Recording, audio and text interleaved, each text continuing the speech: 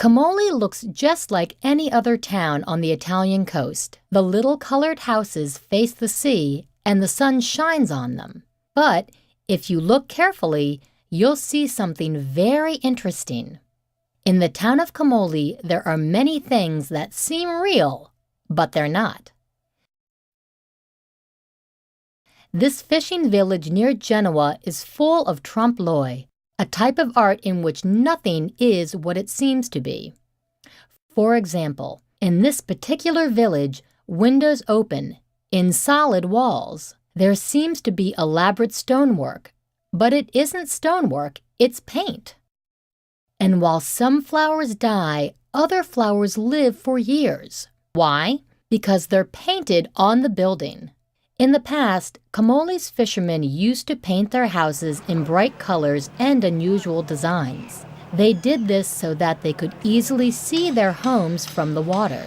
Then, in the 1700s, this style of art became a way to make small, simple buildings look grand and seem like they cost a lot of money. Now, there are still thousands of trompe l'oeil houses in this area, but only a few artists still paint them.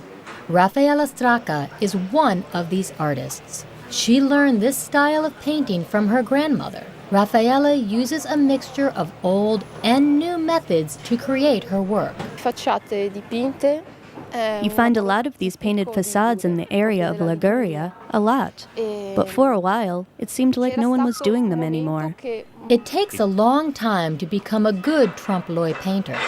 Raffaella has worked for 20 years to be able to paint stone so well that it looks real, even if you're close to it. Like most painters, Raffaella learned trompe l'oeil from other artists, not in a school. But these days, there are fewer artists, fewer teachers, and fewer places to learn the technique. In Florence, the Palazzo Spinelli Art School has one of the few trompe l'oeil programs available. Painters work a full year to learn how to make everything from trompe l'oeil stonework to fake doors. Even though most students aren't from Italy, they understand that the technique is a very Italian tradition. I haven't seen anywhere else in the world as much of trompe l'oeil and mural paintings as much as here in Italy. Carlo Pera is one artist who studied trompe l'oeil and made a business out of it.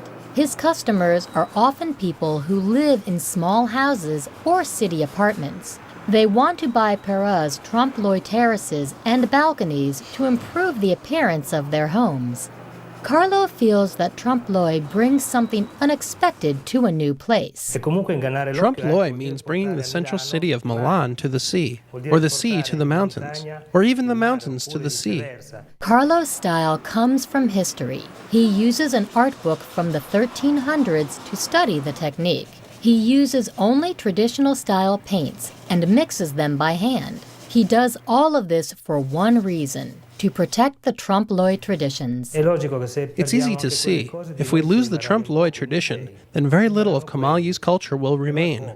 We'll have museums, but that's not much. Culture should be seen. Fortunately, in this part of Italy, you can still see the local culture everywhere. It's in the street, in the bay, and in the cafes of the town. But remember, in Camoli, what you see might not be what you think it is. So don't always believe your eyes.